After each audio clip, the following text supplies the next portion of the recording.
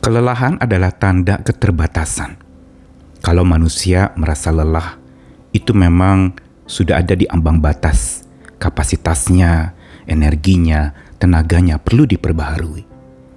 Namun ada berbagai macam kelelahan. Kalau kelelahan lahiriah atau fisik, tentu saja dengan istirahat, tidur sejenak, atau juga mengatur pola tidur yang baik, pola istirahat yang baik, menenangkan diri dan tidak beraktivitas yang terlalu melelahkan lagi untuk fisiknya. Namun kalau kelelahan batiniah, kelelahan hati, kelelahan dalam pikiran, kelelahan karena perasaan, ini lebih sulit untuk ditangani. Namun, kedua macam kelelahan itu sama-sama mempunyai daya jarah.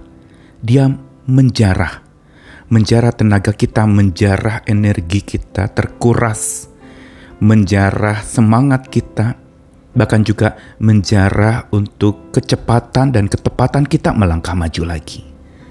Untuk itu lelah memang perlu ditangani dengan cara mundur sejenak, hening dan tenang. Ada yang menuliskan tentang tired dalam bahasa Inggris yang artinya lelah. Itu adalah time to rest and evaluate your dream. Waktu untuk istirahat dan mengevaluasi mimpi-mimpimu. Dan untuk itu perlu istirahat, tidur sejenak.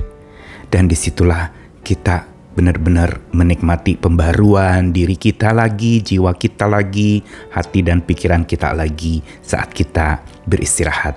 Time for rest, waktu untuk beristirahat. Tetapi tired juga menjadi time to respond, waktu untuk meresponi akan kekuatan dari Tuhan yang dilimpahkan, waktu untuk meresponi akan anugerah istirahat yang Tuhan berikan, waktu untuk meresponi pembaruan diri yang Tuhan kerjakan. Karenanya ada banyak hal yang kita bisa pelajari dari sebuah kelelahan, tapi juga ada banyak hal untuk kita bisa mengantisipasi, bahkan berpartisipasi saat lelah menjarah. Dengan cara apakah? Saya Nicholas Kurniawan kembali menemani. Kali ini ada 2 ayat dari kitab Nabi Besar di kitab suci pertama Yesaya 40 ayat 28, ayat yang sudah terkenal sekali, dikatakan, "Tidakkah kau tahu dan tidakkah kau dengar? Tuhan ialah Allah kekal yang menciptakan bumi dari ujung ke ujung. Ia tidak menjadi lelah dan tidak menjadi lesu, tidak terduga pengertiannya."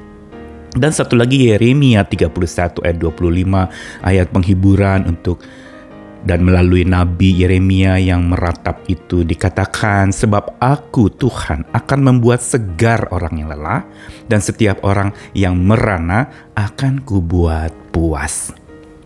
2 ayat ini mau mengindikasikan kepada setiap kita tentang karakteristik Allah yang kita percayai. Bahwa Dia bukan saja Allah yang tidak pernah meninggalkan kita. Dia bukan saja never leaving God, tapi Dia juga never tired God.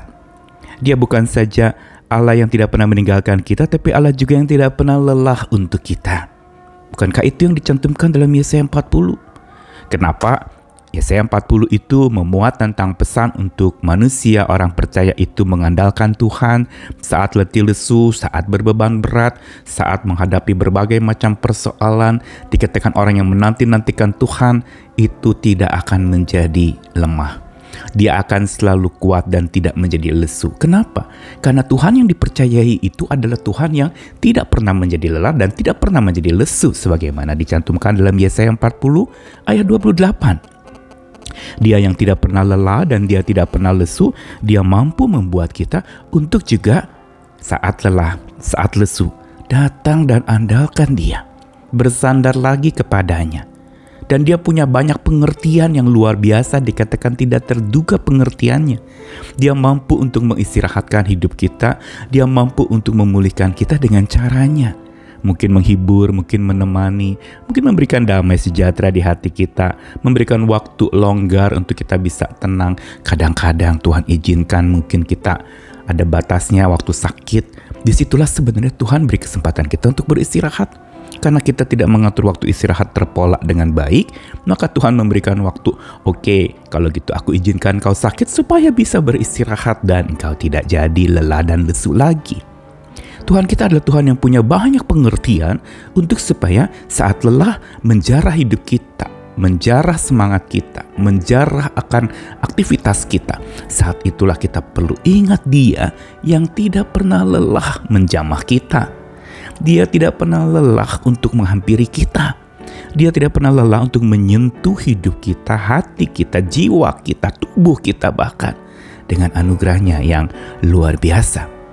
Dan bukan itu saja, ingatlah Dia saat lelah menjarah, Dia tidak pernah lelah untuk memapah kita. Bukan saja menjamah, menyentuh, mengusap, tapi memapah berarti apa? Memapah itu menggendong kita, mengangkat kita lagi yang sudah terkulai lemas, tidak berdaya. Dia angkat, Dia papah kita, Dia bawa dengan pengertiannya yang tak pernah terpecah. Saat Dia mau mempersegar orang yang lelah seperti di Yeremia 31 ayat 25, Dia akan terfokus pikiran dan perhatiannya, Dia fokuskan kepada orang-orang yang lelah itu, dan perhatiannya itu tidak terpecah. Dan pengertian yang tidak terduga sebagaimana dicantumkan Yesaya 40 ayat 28 itu adalah sebuah pengertian yang tidak pernah punah. Dia sangat mengerti kita, Dia sangat memperhatikan kita. Dua ini sudah cukup untuk kita andalkan Dia. Dia punya perhatian, Dia punya pengertian. Bukankah ini yang dibutuhkan saat orang lelah? Kadang-kadang ketika kita sudah lelah, masih aja ada tuntutan-tuntutan, masih aja ada dorongan-dorongan atau desakan-desakan untuk melakukan ini, melakukan itu, padahal kapasitas kita sudah terbatas, sudah ada di ambang kehancuran, ambang untuk kejenuhan datang, burnout, merasa sudah patah semangat. Saat itu justru Tuhan yang paling memperhatikan kita dan perhatiannya tidak terpecah atas kita. Dan Dia juga paling mengerti kita dan pengertiannya tidak pernah punah atas kita. Karenanya ini tips yang paling sederhana. Kalau lelah menjarah, ingat Allah sedang menjamahmu, Allah sedang memapahmu, Allah sedang dengan perhatian yang tak terpecah dan pengertian yang tak pernah punah. Dia mengasihi kita, Dia kuatkan kita. Sandarilah Dia. Kalau engkau perlu istirahat hari ini, istirahatlah dan datanglah kepada Tuhan.